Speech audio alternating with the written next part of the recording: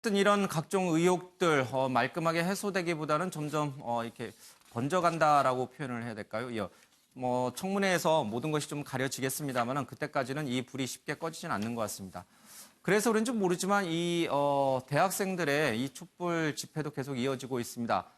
서울대 총학생회가 공식적으로 이제 조국 후보자에 대해서 사퇴를 요구를 했고요. 그리고 정치색 논란이 좀 있습니다. 집회에 40, 50대 좀 나이 드신 분들이 참여하기도 하고요. 그리고 이 집회를 주도했던 대학생이 자유한국당 뭐 청년 대표거나 아니면 부대변이거나 이런 당원이었다라는 얘기도 나오면서 정치색 논란이 좀 불고 있습니다. 최경수 의원님, 지금 우리 대학생들은 어느 부분에서 가장 화를 내고 있는 거예요? 난 정말 너무나 어렵게 이 대학에 들어왔는데 왜 조국 후보자에 따른 저런 각종 환상적인 스펙을 통해서 들어왔느냐? 불공평하다. 이 부분인가요? 아니면 법과 제도의 뭔가 위반적인 부분을 대학생들이 지금 지적하고 있는 건가요? 아무래도 방금 말씀하셨다시피 이제 이 공정 예. 그리고 그 뭐 정의로움 예. 이런 것에 대한 어떤 청년들이 느끼는 감이 아무래도 기성세대하고는 좀 다른 것 같습니다. 그러니까 자기네들은 이런 기회를 못 누리는데 누군가가 지금 나는 못 누리는 기회를 누리고 있다. 이런 부분에 대한 배신감 그리고 조국 교수가 평소 때 얘기했던 것과 행동이 다른 데 대한 그런 데 대한 실망감 이런 것들이 복합적으로 표출되는 것 같은데 저는 뭐 앞서 우리 배재정 의원께서 말씀하셨다시피 이게 개인의 문제도 있지만 제도의 문제도 있습니다. 그래서 제도의 문제도 고쳐나가야 될 부분이 크다고 보는데 입시 부분에 있어서도 사실은 뭐 생활기록부를 통해서 면접으로 대학에 가는 이 방식이 너무나 크게 이제 어떤 부모의 집안의 어떤 능력이 개입할 수 있는 공간이 너무 크다는 측면에서 과연 우리 사회에 맞는 제도인가 뭐 하는 의문은 갖고 있습니다. 뭐 입시 제도가 하도 많이 달라지다 보니까 우스갯소리로 명문대를 들어갈 수 있는 방법은 뭐 수백 가지가 있다. 그거는 부모의 노력 여하에 달린 거다. 부모가 얼마나 자기 자식에게 적합한 방법을 찾아내느냐에 따라서 우리 애가 명문대를 갈 수도 있고 못 갈 수도 있다. 그래서 뭐 수천만 원에 달하는 입시 컨설턴트도 받는다. 이런 얘기까지 나오고 있습니다. 최근에 SNS에서는 한 입시 컨설턴트가 조국 후보자의 딸과 관련해서 뭐 다들 대단하다라고 그러는데 우리 전문가, 입시 컨설턴트 전문가 입장에서 볼 때는 그거 별거 아니었다라고 주장하는 글도 좀 있었어요. 배재정 의원은 어떻게 보세요? 이 대학생들이 촛불을 드는 이유, 그리고 전문 입시 컨설턴트가 봤을 때 이 조국 후보자의 딸이 대학 들어가는 과정은 그렇게 대단한 게 아니었다라고 하는 정말 극과 극의 이런 그러니까 대단한 게 아니었다라는 게 아마 그런 취지인 것 같습니다. 그게 조국 후보자 딸이 혼자서 없는 전형을 만들어내서 특혜를 받아서 가는 것은 아니지 않느냐라는 얘기라고 보는데 제가 제 아이를 2012년에 대학에 보냈었습니다. 그러니까 2010년에 조국 후보자의 딸이 대학에 갔기 때문에 좀 유사한 그런 과정을 겪었다고 생각하는데요. 저도 뭐 종합을 언론 등을 종합해 보면 2010년에 고려대 수시 1차에서는 800명 중에 200명이 조국 후보자 딸과 같은 전형으로 학교에 들어갔고 세계 인재 선도 전형. 그렇죠. 그리고 그 전형은 대부분 외고 아이들이 가는 전형이었다고 해요.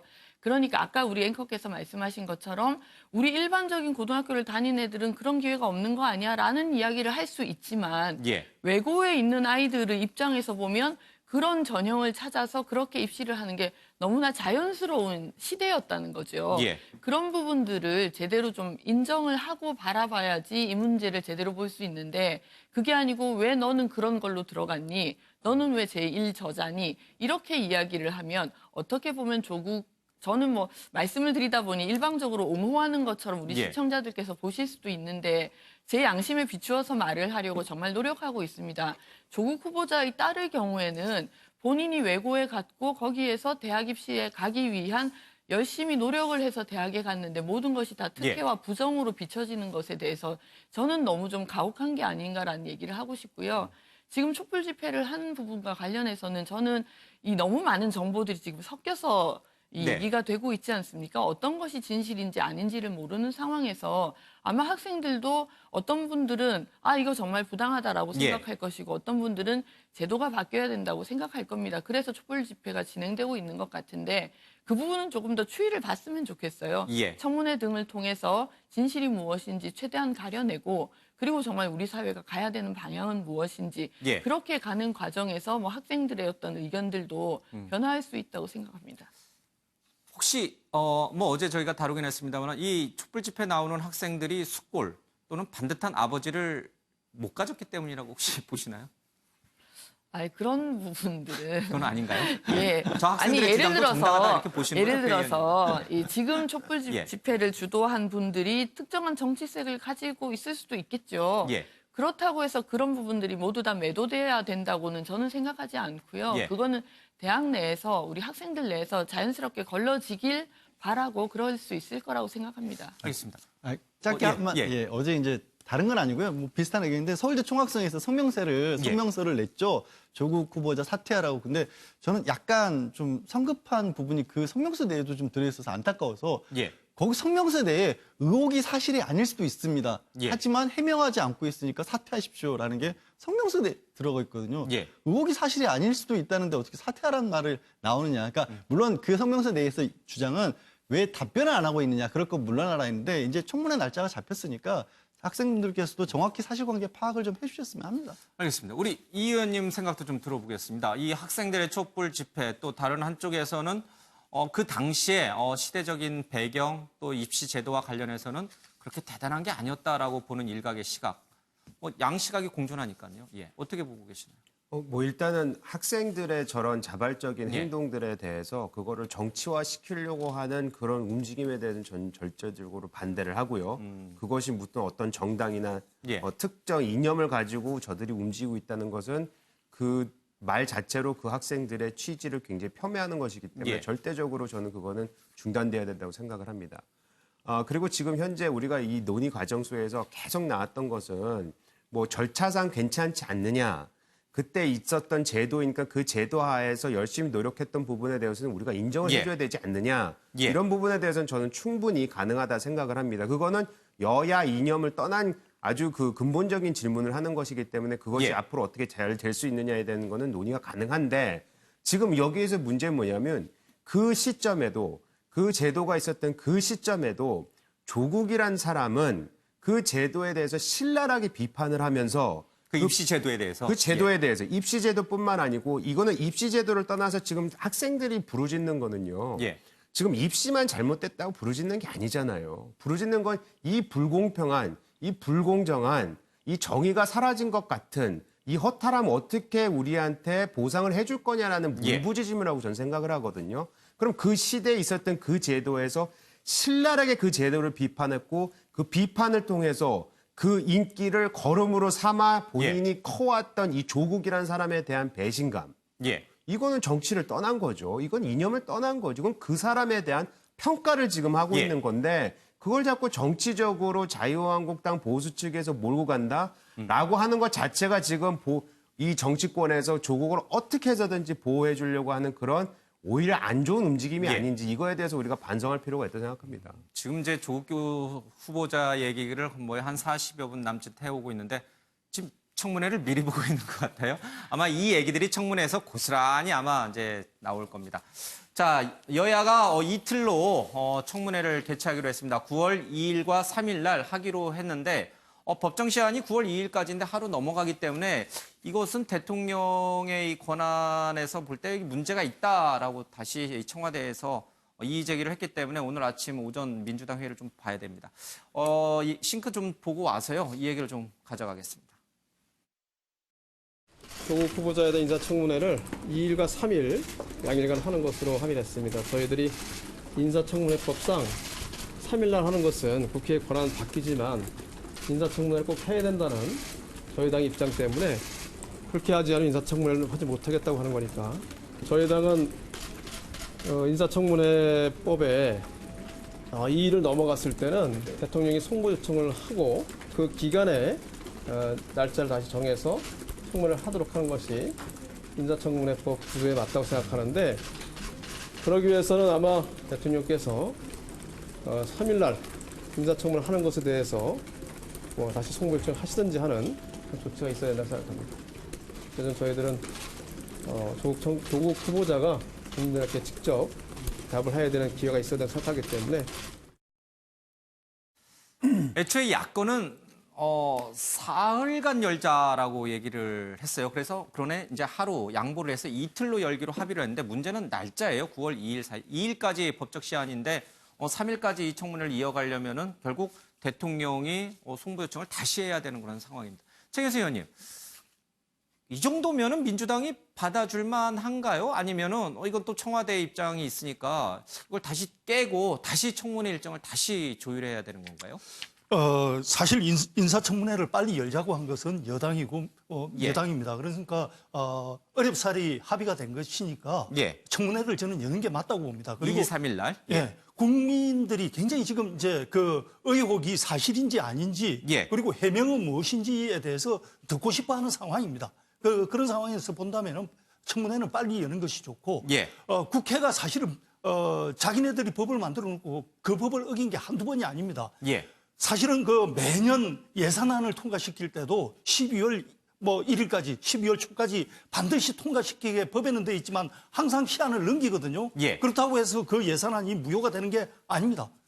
법을 어기지만 넘어가는 거거든요.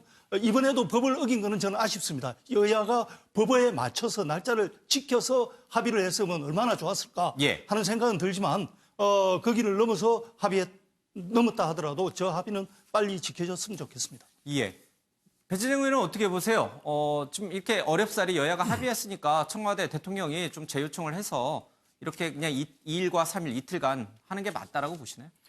오늘 뭐 논의를 한다고 하니까 결론이 날 것 같은데요. 뭐 제 개인적인 견해로는 지금 다시 그럼 인청 스케줄을 다시 잡고 이렇게 예. 논의를 한다는 건 또 너무 소모적일 것 같아서 예. 이대로 진행될 가능성이 좀 크지 않나라고 생각합니다. 예. 자, 오늘 아침에 민주당이 원내 지도부가 어떻게 결정을 하는지는 좀 지켜보도록 해야겠습니다. 근데 이게 청문회를 열어도요, 이 산 넘어 산입니다. 이 청문회에 증인으로 좀 누가 나올 것인가? 조국 후보자의 동생과 모친도 청문회에 부르겠다 이런 얘기가 나오고 있습니다. 이재용 의원님, 네. 조국 동생과 모친 없이 청문회 할 수 있어요? 자유한국당? 지금은 그 없이는 했을 때 이제 속빈 강정이라고 하나요? 예. 그렇게 될 수밖에 없죠. 왜냐하면 예. 지금 나와 있는 의혹들 중에 상당 부분이 지금 가족이 좀 예. 포함되어 있지 않습니까? 가족 사모펀드라든지 예. 웅동학원 관련 의혹 관련해서는 조국의 동생, 모친뿐만 아니라 조국 동생의 전처까지도 지금 나오고 있기 때문에 예. 이들로부터 해명을 듣지 않고 과연 이 청문회가 제대로 의혹 해소가 될까? 조국 측에서 오히려 그거는 더 예. 원할 것 같은데요. 딸은 빠지는 건가요, 원래? 딸에 대해서는 지금 얘기가 어디까지 나와 있는지 예. 모르지만은 저 개인적으로 질문을 하셨다면은 딸은 굳이 나오지 않아도 된다고 저는 생각을 합니다. 가장 의혹이 많이 집중된 분이 또 딸 아닌가요? 근데 딸 아니더라도 예. 그 주위에서 혹시 그 딸의 과정을 예. 소위 말해서 그 절차상 문제가 없다곤 하나 거기에 우리가 지금 가지고 있는 의혹을 해소할 수 있는 해명할 수 있는 사람들은 많다고 생각을 예. 합니다. 그런데 역대 청문회에서 장관 인사청문회에서 후보자의 가족들이 모두 나와서 마치 이게 추궁당하는 듯한 그러니까 이게 후보자 개인이 아니라 그 가족 전체까지 이렇게 확장됐던 전례가 있었던가요? 양지범 변호사님 있었나요? 저는 가족이 나오는 경우는 그렇죠. 저도 기억이 안 보지는 나요. 그러니까 못했어요. 가족이 아니라 가족 본인이 예. 그러니까 누군가 위력 인사의 가족인데 그 사람이 뭔가 비리가 있어 보인다고 해서 그 사람이 직접적으로 청문회 대상이 된 경우는 봤는데 예. 지금 조국 후보에 대한 검증 아니겠습니까? 예. 근데 이거는 저도 자유한국당 쪽에서 조금 다시 생각해 보실 필요도 있을 것 같은 게 다른 게 아니라 가족이 나와서 청문회장에서 뭔가 이렇게 좀 추궁을 당하는 모습을 보이면 예. 또 이게 국민 정서에는 별로 안 좋을 수도 있다는 생각이 들거든요. 그러니까 예. 뭔가 문제가 있다고 시작되는 부분들이 있다면 예를 들어서 고려대학교 같은 지금 대학 입학이 문제된다 보면 당시 입학 사정관을 맡았던 사람을 불러내서 예. 모집 요강에 비춰봤을 때 이런 논문 같은 것들이 얼마나 기여를 했냐 이런 것들을 좀 따져 물을 수 있지 않습니까? 예. 굳이 가족이 있어야 될까 싶긴 합니다. 그러니까요. 이 가족들을 청문회 증인으로 부르는 문제가 사실은 쉬운 문제는 아닌 것 같습니다. 여러 가지 우리 국민 정서도 생각해 봐야 되고요. 캐스팅 보트 데스노트를 갖고 있는 정의당에서는 어제 조국 후보자 측에서 설명을 좀 하러 갔지만 일부분은 해소가 됐지만 여전히 납득 못하는 부분이 있다. 그래서 청문회를 지켜보고 데스노트에 이름을 올릴지 결정하겠다 이런 얘기를 좀 했습니다. 다른 기사 하나 더 보겠습니다. 조국 가족 빼고 못한다 이 얘기 좀 잠시 전에 좀 했었고요. 조금 더 넘어가겠습니다. 자, 그런데요. 여당 의원들 사이에서는 Q&A 형태로 조국 후보를 이렇게 지켜주세요라고 하는 논리 문건이 좀 돌아다니고 있는 모양입니다. 각종 의혹이 질문 형식으로 있는데 조 씨가 필기시험 없이 외고와 명문대 의전원을 진학한 것에 대해서 수시로 입학한 학생은 모두 특혜 입학이고 비난받을 대상으로 만드는 발언임, 면접고사는 시험이 아니라는 구시대적 사고임 이런 얘기를 하고 있습니다. 여당 청문위원에게 조국 후보자에 대한 각종 의혹을 이렇게 대응하고 방어해 주세요라고 하는 일종의 청문 지침인가요? 예, 이런 문건이 있다고 하는데 통상적으로 있는 일인가요? 아니면 굉장히 이례적인 건가요? 뭐 통상적이든 그렇지 않든 간에 예. 상당히 부적절한 건 확실하네요. 예. 국회의원 한 분 한 분이 헌법기관입니다. 예. 그래서 자신의 소신에 따라서 청문회를 하든 아니면 입법 활동을 하든 해야 되는데 예. 저렇게 어떤 뭐 파당적인 이해관계에 따라서 예. 움직이게 지침을 줬다는 것 자체가 과연 뭐 우리나라의 정치 수준이 이것밖에 안 되나 하는 생각을 예. 하게 됩니다. 배 의원님 국회에 계셨으니까 예, 잘하실 것 아니요, 같아요. 이거를 이렇게 지켜주세요 내지는 지침 이렇게 해석하면 그렇게 보일 수 있을 텐데요. 예. 저는 단순한 Q&A라고 생각합니다. 참고자료다, 청문회. 이렇게 많은 네. 의혹들이 있으면 거기에 대해서 당연히 후보자 측의 답변이 있을 것이고 예. 그런 부분들에 대한 설명하는 자료는 어떤 청문회에서나 있습니다. 알겠습니다. 자, 어제 조국 후보자가 이 사법개혁과 관련된 정책 두 번째를 발표했는데 재산비례 벌금제 도입을 하겠다라고 했는데 뭐 일각에서는 이게 너무 해묵은 논란이다. 그리고 재산을 어떻게 투명하게 다 파악할 수 있겠느냐 하면서 현실성이 없다는 그런 얘기도 좀 나옵니다. 직접 조국 후보자의 얘기 들어보겠습니다. 재산 비례 벌금제 도입 등 벌금 제도 개혁입니다. 지금은 경제적 사정과 관계없이 같은 범죄에 대해서는 같은 액수의 벌금이 선고되고 있습니다. 그 결과 경제적으로 어려운 서민은 지나치게 가혹한 형벌을 받게 되는 반면 부유층은 가진 재산에 비해 벌금액이 적어 형벌로서 효과가 크지 않게 됩니다. 벌금 액수를 정할 때 경제적 사정을 고려하는 재산 비례 벌금제를 도입한다면 벌금의 형벌로서의 효과가 공평해질 것입니다. 아울러 황제 노역 같은 말이 나오지 않도록 벌금 집행을 위한 압수수색 허용 등 재산 추적을 강화하는 방안을 추진하겠습니다. 예를 들면 같이 음주운전에 적발됐다 하더라도 돈이 많은 사람은 벌금액이 더 많고 좀 재산이 적은 사람은 벌금액이 적도록 차별화하겠다는 얘기인데 양 변호사님, 이게 왜 해묵은 주장이고 현실성이 떨어진다라고 비판하는 분들이 있는 거죠? 뭐 의견은 갈릴 수가 있고 예. 저런 부분에 대해서는 이제 법조계 일각에서도 얘기를 했던 겁니다. 여러 차례. 그러니까 저 예. 부분뿐만 아니라 민사상 손해배상도 그렇고 벌금도 정말 과태료 뭐 10만 원, 20만 원 나와봐야 예. 뭐 이거 얼마 돈이 재력이 충분한 분들에게는 의미 없는 거 아니겠습니까? 현실적으로. 예. 근데 이제 그거를 하다면 이제 오히려 저런 것들을 하는 게 역차별이 될 수도 있다. 그리고 돈이 많다는 것 자체가 죄는 아니지 않냐는 반론도 가능하고 말씀을 잠깐 하신 것처럼 저걸 어떻게 분류를 하냐라는 예. 건데 그것도 발상의 나름이거든요. 예를 들어서 지금 저희 그 국민건강보험 같은 경우 소득 기준으로 다 또 예. 나눠서 좀 부과하고 있지 않습니까? 이미 뭐 그런 걸 참조하는 방법도 있을 거고 논란이 되는 대상인 거는 맞죠. 예.